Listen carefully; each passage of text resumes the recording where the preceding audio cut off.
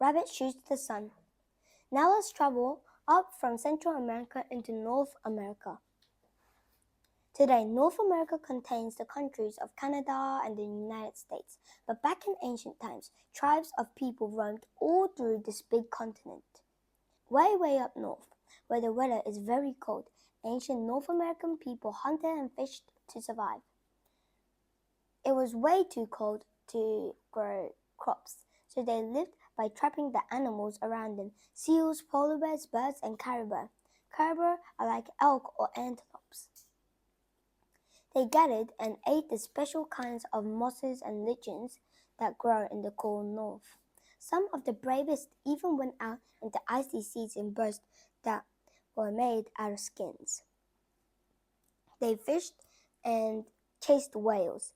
A whale could provide enough meat for an entire village, and its blubber or fat made good oil for oil lamps. In the middle of North America, ancient tribes grew corn and wheat. They followed the huge herds of buffalo that roamed around from meadow to meadow. They ate buffalo meat. The tongue was their favorite part. They used buffalo skins for clothes and for blankets and tents, and sharpened the buffalo's horns into knives. Tribes who lived near the oceans and rivers also fished and trapped. The ancient North Americans still settled down in one place and owned houses. Instead, they lived like nomads. They moved from place to place, eating wherever the land could give them. They didn't make any written record or leave great stone buildings behind them. Instead, they left the stories that were passed down from fathers and mothers to children for hundreds and hundreds of years. Many of these stories try to explain something about nature. Rabbit Shoots the Sun tells us why rabbits are so timid. It was the hottest day of the summer. The rays of the sun beat down on the ground and turned it brown and dry. The grass withered in the heat. The animals were too hot and weary to run, hunt, or play. They lay in the shade, gasping for breath and wishing that the sun would set. Rabbit had been trying to find water all day. Every puddle he came to was dried up into a hard black mud. Even the stream had trickled away into dust. His throat was sore and dry. Even his eyes were dry. He sat down in the middle of the dry stream bed and yelled up at the sun, "Stop shining! Stop drying everything up! We need to cool off." But sun paid no attention to Rabbit. He went on shining. The ground kept right on drying, and Rabbit got hotter and hotter and thirstier and thirstier. Sun needs to learn a lesson. Rabbit grumbled. "I know what I'll do. I'll take my bow and arrows and go east, to the place where the sun comes up every morning. And when sun puts its head up tomorrow morning, I will shoot him." Now, in those days, the sun did not rise slowly, coming up over the edge of the world little at a time. Instead, he jumped up into the sky with a great bound, and Rabbit knew that he could shoot an arrow directly in the middle of the sun. So he grabbed his bow and arrows and loaded off towards the east.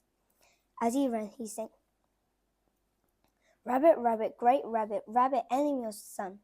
The sun will learn my strength. Ho, Rabbit is coming." When he reached the edge of the world, he sat down under a tree and waited. The sky grew dark. Rabbit waited all night long with his bow in his hands. In the morning, sun sprang up over the edge of the world. He laughed out loud and stood looking around him. At once, Rabbit jumped to his feet and shot an arrow straight to the sun's center. At once, the arrow ripped a great hole in the sun. Fire poured out all over the world. The tree above Rabbit's head began to smoke and crackle. The grass at his feet went up into flames. Rabbit's fur began to scorch. In a panic, he threw down his bow and arrow and ran away. As he ran, he called out, "Rabbit has shot the sun. Fire is over the world. Watch out for the flames. Ho, the fire is coming." "Over here," a little voice said. "Quick, jump under me and you will be safe. I'm so little that the fire will sweep right over top of me." Rabbit looked and saw a tiny green bush. At once he jumped beneath it, buried his head beneath his paws, and put his nose into the ground. The fire had swept over him with a huge roar. When it had died away, Rabbit put his nose out from underneath the bush and looked around him. The fire was gone, but the world was brown and burnt. The bush was no longer green. It was now yellow, scorched by the fire. We still call it the yellow bush because although it is green when it first grows, it turns yellow when the sun sweeps over it. Rabbit crept quietly away. To this day, Rabbit runs and hides whenever the light of the sun falls over for him. As for the sun, he was never as bold as before. Instead of leaping up over the edge of the world, he creeps up carefully up, little by little, looking all around him for Rabbit and his bow.